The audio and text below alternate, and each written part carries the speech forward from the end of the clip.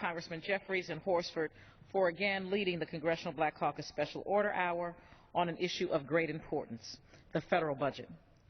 Mr. Speaker, every year since 1981, the Congressional Black Caucus has produced an alternative budget to both Republican and Democratic budgets. The CBC has consistently provided a fair and balanced approach to managing the federal government's finances. The CBC alternative budget for fiscal year 2014 is a pro-growth, pro-people, pro-America budget.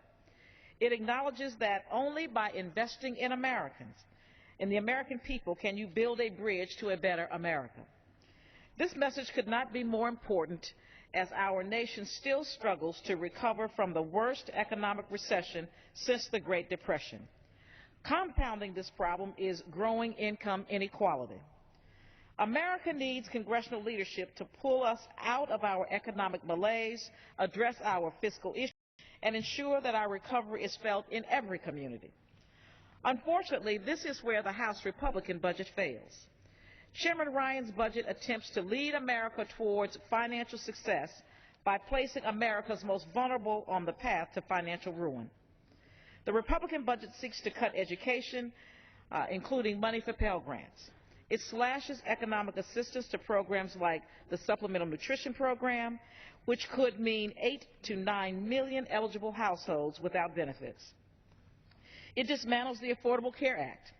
This means reducing access to affordable health care for the 27 million uninsured Americans who are projected to gain coverage under the law. This is neither the vision that the American people want, nor is it what the American people need. Now let's contrast the CBC budget and how it creates opportunity instead of snatching it away.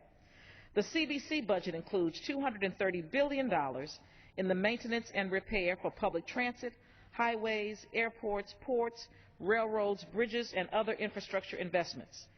$13 billion for workforce development, programs such as Workforce Investment Act Adult Program, the Dislocated Workers Program, Job Corps, and other employment and training services. It includes $50 billion to provide relief to states to preserve teacher and first responder jobs, and $50 billion for neighborhood stabilization programs that provide affordable housing, development, infrastructure improvements, and other community development needs.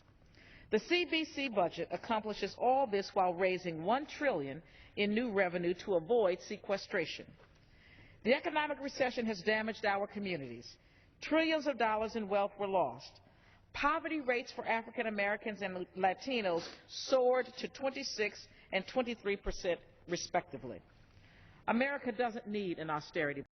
It doesn't need a budget that looks at the struggling American people and says you are on your own. Americans need and deserve more. I urge my colleagues to vote in favor of the CBC fiscal year 2014 budget. Thank you very much. I yield.